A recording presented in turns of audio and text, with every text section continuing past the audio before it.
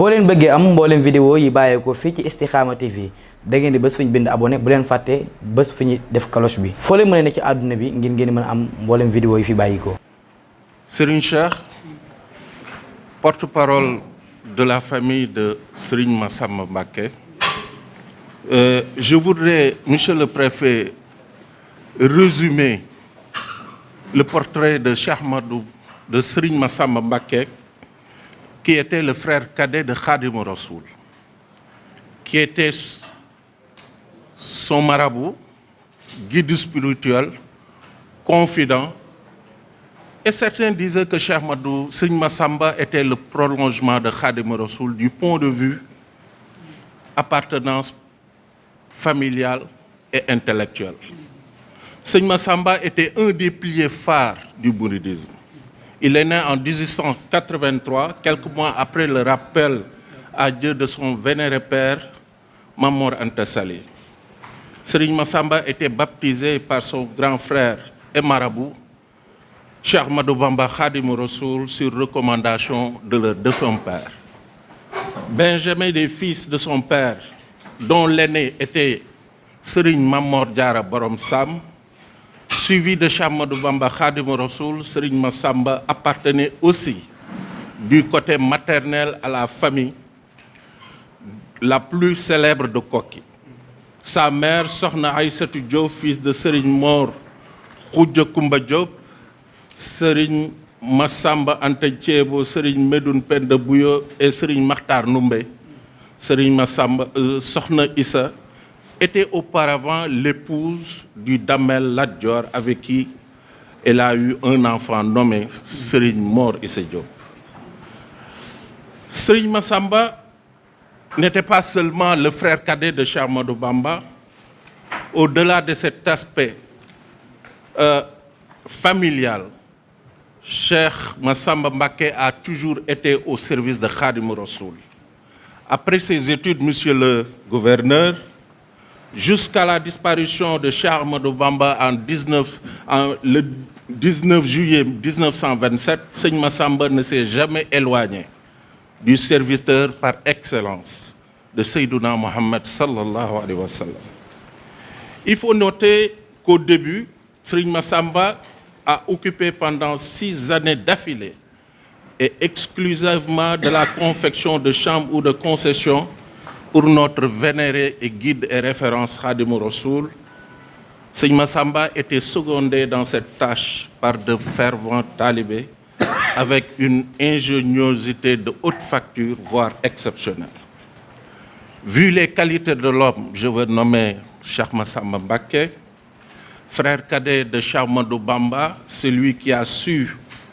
instaurer un islam pur, un islam sans couleur ni race, un islam sans pays ni peuple, un islam pour l'humanité tout entière. Cheikh Ahmadou Bamba avait vu en Cheikh Massamba son ouverture d'esprit, sa dimension intellectuelle incommensurable, son attachement et l'amour envers son guide. Ce dernier, je veux citer, Cheikh Ahmadou Bamba lui confia une autre tâche purement intellectuelle qui consistait à rendre lisible, accessible et compréhensible les poèmes et écrits du serviteur privilégié du prophète sallallahu alayhi wa sallam. D'ailleurs, c'est la raison pour laquelle de partout les talibés lui apportaient des malles remplies d'écrits de Cheikh Ahmadou Bamba. Parlant de Serigne Massamba, Monsieur le Gouverneur, les préfets, tous les représentants des services décentralisés, Serigne Massamba était en quelque sorte le capital intellectuel de Khadim Rassoul. Notre illustre grand-père, Cheikh Ahmadou Bamba Khadim Rassoul, recommandait souvent aux talibés de s'adresser directement à Cheikh Massamba qui était la seule constance, le seul habilité, la seule personne à déchiffrer Serigne Cheikh et comprendre parfaitement la quintessence des écrits énigmatiques de Cheikh Ahmadou Bamba et à les clarifier avec la pédagogie, ou j'allais dire toute la pédagogie requise aux nombreux fidèles qui étaient soumis pour la bonne cause. Non seulement ce caractère intellectuel, mais Serigne Massamba était le gardien des secrets de Khadimou Rassoul, le gardien des écrits, j'allais dire. Aujourd'hui, l'humanité tout entière doit beaucoup à Serigne Massamba Mbacké qui, grâce à lui, la vie et l'œuvre de Khadimou Rassoul est fidèlement retracée. Et ses écrits hautement gardés, monsieur le gouverneur. D'ailleurs, le grand gardien du temple en charge de veiller sur le patrimoine, j'allais dire, le legs de Khadimou Rassoul, Cheikh Mohamed Muntakha Khadimou Rassoul, Khalife général des Mourides, avait organisé une journée de Khassaïd dédiée à l'honneur de notre illustre grand-père, Cheikh Massamba Mbacké radiyallahu anhu. Ce geste de haute portée qui a été proposé ou organisé, j'allais dire cette journée de Khassaïd par le Khalife général des Mourides, montre simplement, ou une fois encore, la place, l'apport et le rôle capital que Serigne Massamba Mbacké avait joué dans le monde mouride. Pour capitaliser tout cela, une grande université d'excellence est en cours de construction dont les travaux sont engagés par l'actuel khalife. Monsieur le gouverneur, à l'instar des grandes universités du monde comme Al-Azhar au Caire, cette grande université qui portera le nom de Cheikh Ahmadou Bamba formera non seulement des savants, mais aussi des personnes ressources qui seront chargées de transmettre la pensée de Cheikh Ahmadou Bamba aux générations futures. Serigne Massamba s'est aussi distingué dans l'art d'embellir le Coran et les Khassaïd dans un style exceptionnel qu'il avait mis en l'honneur et reste jusqu'à nos jours le plus grand enlumateur du mouridisme. On conserve aujourd'hui jalousement à la bibliothèque de Cheikhoul Khadim les manuscrits dont la facture est rehaussée par son art. Merveilleux d'une symétrie surnaturelle, ces entrelacs, ces fresques, ces coniques, ces ronds et les messages de ces traits codés dans les labyrinthes séduisants des regards. Calligraphe exceptionnel, j'allais dire grand calligraphe érudit et serviteur infatigable du libérateur de la diaspora noire Cheikh Ahmadou Bamba, il n'a jamais daigné offrir ses services à un autre que son illustre père, frère et marabout Khadimou Rassoul. Cette exclusive est une reconnaissance au grand maître, car pour lui, c'est par la grâce de celui et dans son service qu'il a acquis ses dons. Je le cite, monsieur le gouverneur, Cheikh Massamba disait des aptitudes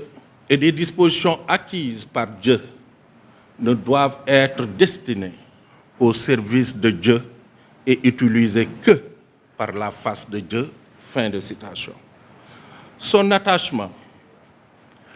à la calligraphie et le rôle qu'il jouait dans ce domaine sous l'ombre du cheikh était tel qu'un jour, alors que Cheikh Ahmadou Bamba se trouvait en déportation en Mauritanie, il lui envoya des malles contenant 24 000 plumes taillées selon la rigueur qui sied à son personnage. Autant Serigne Massamba disposait d'une équipe qu'il avait lui-même formée, autant il avait mis sur pied une équipe de conservatoire en chant religieux et les œuvres du cheikh, et dont les mélodies jusqu'à présent, jusqu'à nos jours, sont à l'honneur. Serigne Cheikh, votre grand-père Cheikh Massamba, avait une équipe qu'il avait sélectionnée selon des critères les plus pointus, allant du timbre de la voix à la parfaite maîtrise de la lecture du Saint-Coran et des Khassaïd. Pour Serigne Massamba, chanter les Khassaïd est au-delà de la mélodie qui apaise les cœurs et berce les âmes. Un acte d'adoration qu'il faut faire avec une grande concentration. Une fois encore, Serigne Cheikh, votre illustre grand-père, Cheikh Massamba, mettait son équipe de conservatoire en chant religieux dans les conditions requises, une bonne prestation est lui accordée à tous les égards. Les talents de votre illustre grand-père, de la première génération, allaient d'éteindre les générations futures qui vont se constituer en véritable école. Ainsi, les mélodies, dites celles de waa Kër Sëñ Massamba Mbacké, mondialement connues à travers le monde, sont très connues de nombreuses équipes de conservatoires qui foisonnent aujourd'hui. Elles ont résisté au temps et aux multiples innovations de chanteurs à la recherche de célébrités. Elles demeurent des classiques unilatérales qui transcendent le temps. L'apport de Sëñ Massamba dans la construction de la grande mosquée, les relations de Cheikh Massamba avec la famille, Sëñ Massamba entretenait une relation exceptionnelle avec la famille de Serigne Touba, à savoir Serigne Mouhamadou Modou Moustapha, qui était le premier khalife de Khadim Rassoul, Serigne Fallou, et toute la famille de Serigne Massamba, toute la famille de Khadim Rassoul. Monsieur le gouverneur, de manière synthétique, Serigne Cheikh, sous votre direction, ce discours, cette note synthétique a été prononcée sous le nom de Serigne Abdoul Samad Mbacké, ou bien au nom de Serigne Abdoul Samad Mbacké, qui est le président de la commission communication, ainsi que tous les membres de cette dite commission. Une fois encore,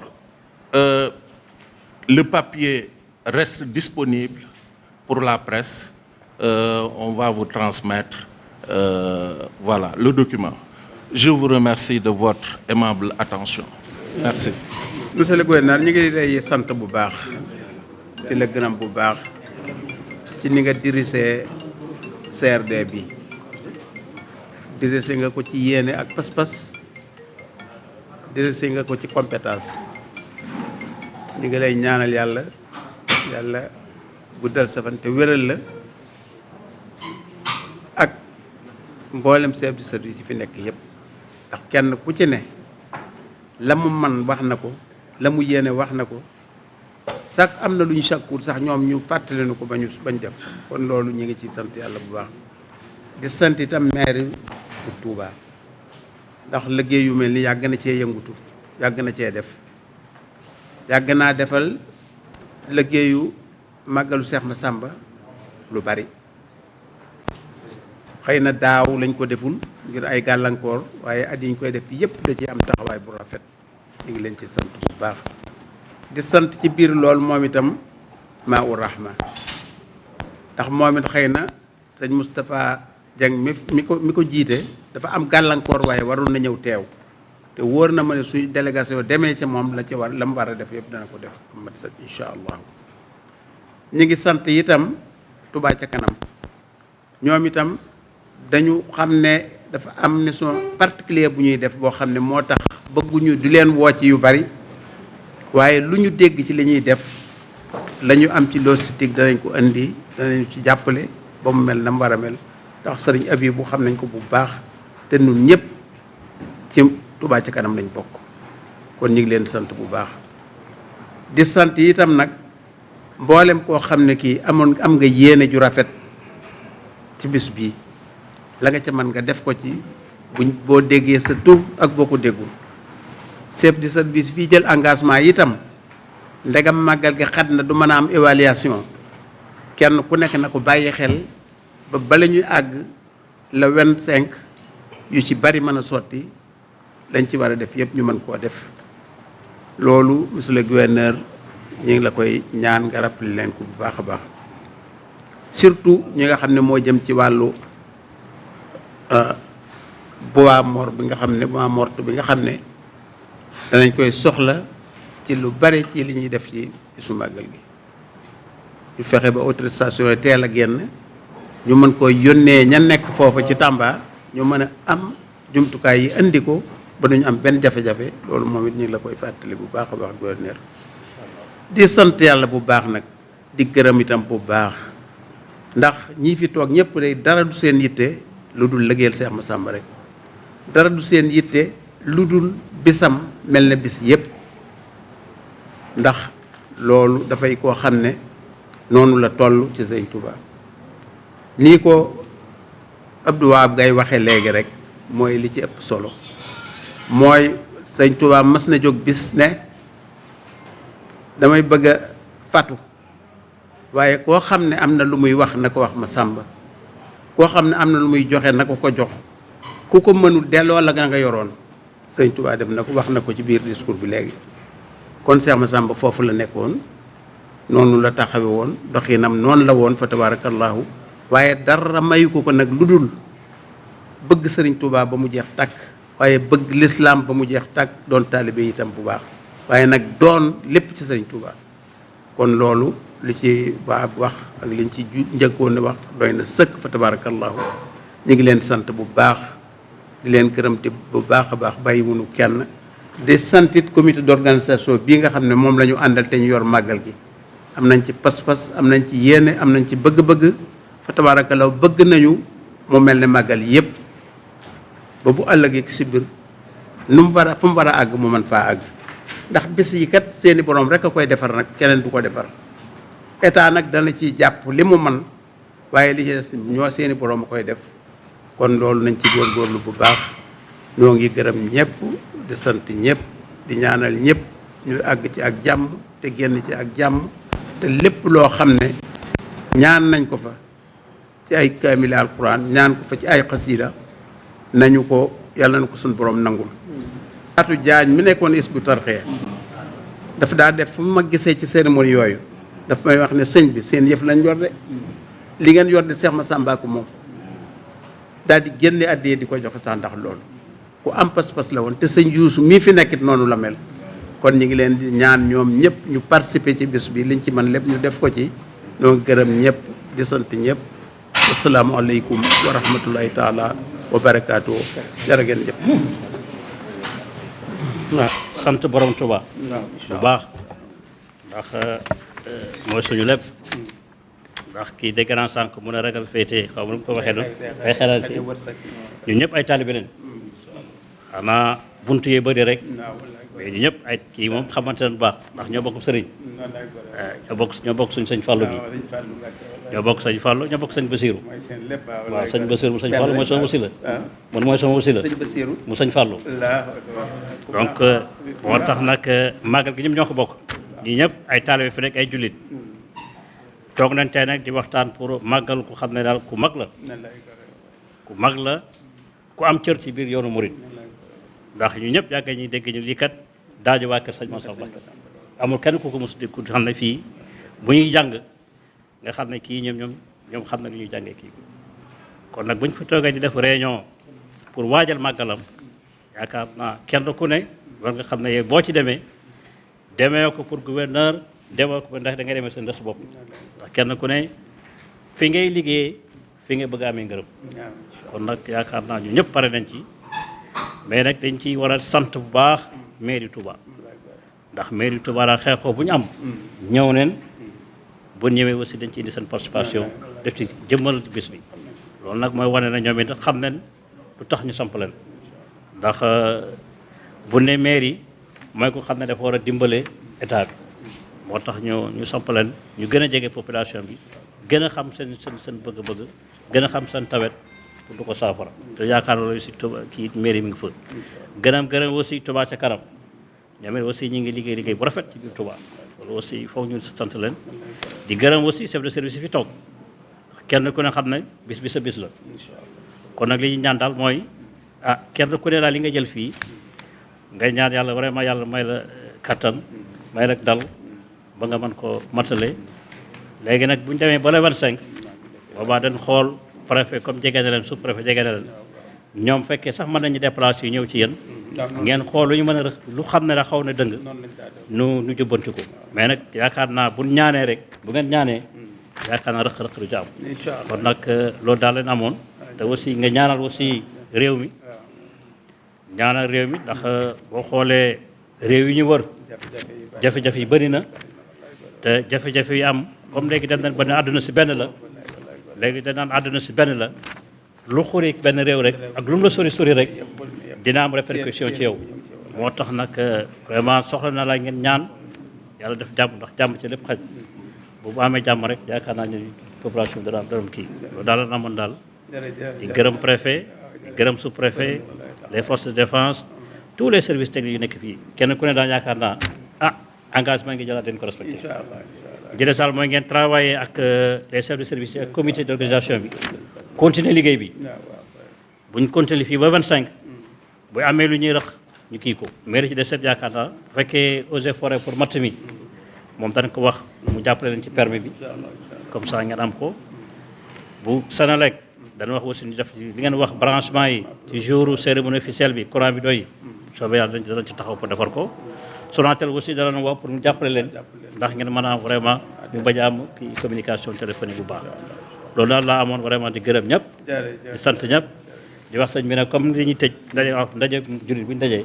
ñu tëjee ko nga ñaanal ñu mën a tëj ndaje mi asalaam waaw